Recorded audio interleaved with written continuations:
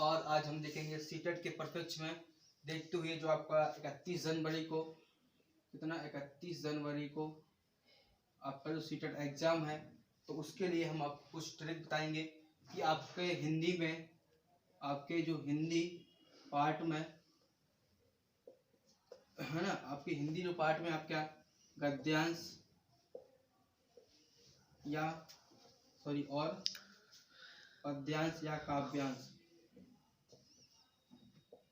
गद्यांश और पद्यांश या काव्यांश, तो इस गद्यांश और पद्यांश वाले पार्ट को आपको किस तरह से करना है, ठीक है, और कितने टाइम में करना है, यही वो चीज है जो आपके टाइम बचाएगी।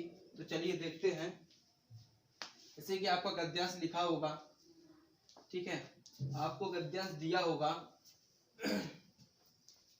और गद्यांश में आपके 4 से 5 क्वेश्चन पूछे जाएंगे आपसे, है ना, ये सब बात आप जानते हैं। तो आपका जो गद्यांश होगा, और इस गद्यांश के अंतर्गत जो आपका क्वेश्चन नंबर फर्स्ट होगा, है ना, क्वेश्चन नंबर फर्स्ट जो होगा आपका, तो आपको क्या करना है साथियों, ये जो आपको गद्यांश है ना, इस गद्यांश को आप एकदम इग्नोर कर दीजिए। आपको ये गद्यांश पढ़ना नहीं है, क्योंकि अगर आप इस गद्यांश को पढ़ते हैं तो मैक्सिमम, कम से कम मिनिमम आपका 3 मिनट और मैक्सिमम 5 मिनट ये आपका समझ चला जाएगा किसमें, सिर्फ गद्यांश को पढ़ने में, और इसके जो क्वेश्चन होंगे उसको करने में आपका समय व्यतीत हो जाएगा। तो अर्थात यहाँ पर टाइम वेस्ट होने के चांस हैं, और हमको टाइम जो बचाना है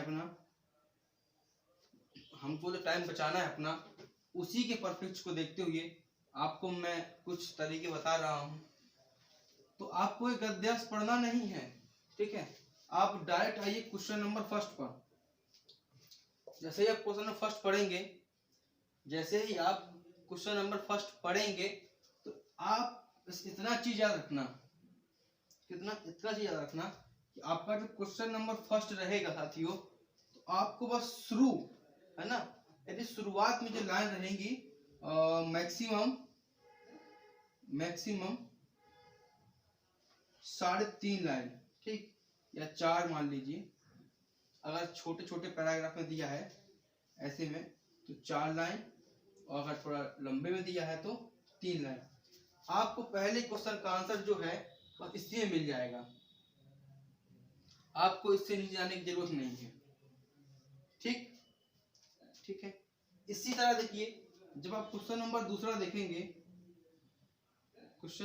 देखेंगे तो आपको शुरू की लाइन, मतलब जहां आपको इसका आंसर मिल चुका है क्वेश्चन नंबर फर्स्ट का, तो उन लाइनों को आपको छोड़ देना है। उसके आगे की 2 लाइन देखिए, आपको क्वेश्चन नंबर 2 का आंसर मिल जाएगा। ऐसे ही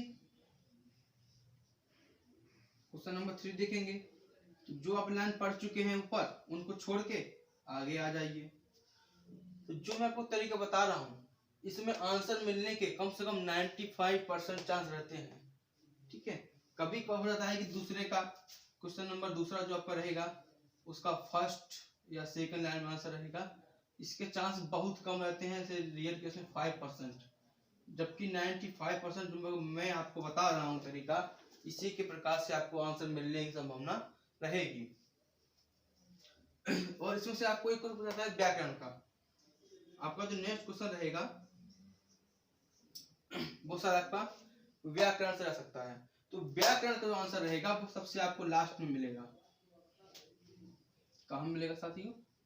लास्ट में मिलने के चांस ज्यादा रहते हैं, ठीक है।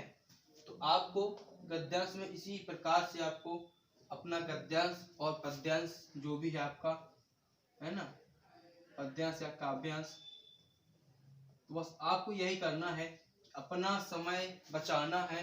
तो आपको गद्यांश या पद्यांश को पढ़ने की आवश्यकता नहीं है। बस जो बता रहा हूँ आप खुद जानते हो इस चीज को, कि आप जैसे क्वेश्चन नंबर फर्स्ट देखेंगे तो आप खुद, आपकी जो आंखें हैं, नजर है, वो आपका बस अपने आप स्वाभाविक रूप से, है ना, शुरू की लाइनों में ध्यान देंगी और आपको वहीं से आंसर मिल जाएगा, आपको वहीं से आंसर मिल जाएगा। इसी प्रकार क्वेश्चन नंबर दूसरा देखना है, इसी प्रकार क्वेश्चन नंबर तीसरा भी देखना है, और इसी प्रकार जितने भी क्वेश्चन पूछे जाएंगे 4 या 5, आपको उसी प्रकार से आंसर सर्च करना है।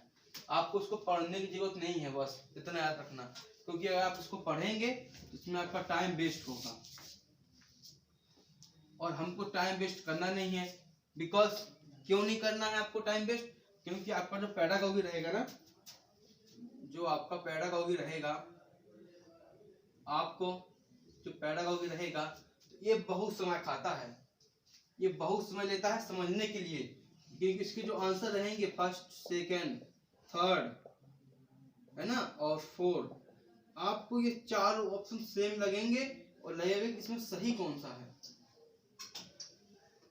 तो बस आपका पेडागॉजी यही है, जहां आपको ऑप्शन कंफ्यूज करें और लगे कि ये चारों ऑप्शन सही हैं और उसमें से सबसे उचित आंसर कौन सा है या ऑप्शन कौन सा है, वही आपको पेडागॉजी है। और पेडागॉजी सबसे ज्यादा समय खाता है करने के लिए, कोई भी सब्जेक्ट हो, सबसे ज्यादा समय लेता है पेडागॉजी। एनी सब्जेक्ट, कोई विषय होगा, आपका पेडागॉजी बहुत समय लेगा। तो आपको समय बचाने के लिए मैं आपको बता चुका हूँ ये ट्रिक, चाहे आपका गद्यांश हो या पद्यांश हो या काव्यांश हो, आपको बस इसी ट्रिक से आपको करना है, ठीक है, इसी ट्रिक से करना है। तो चलिए, धन्यवाद।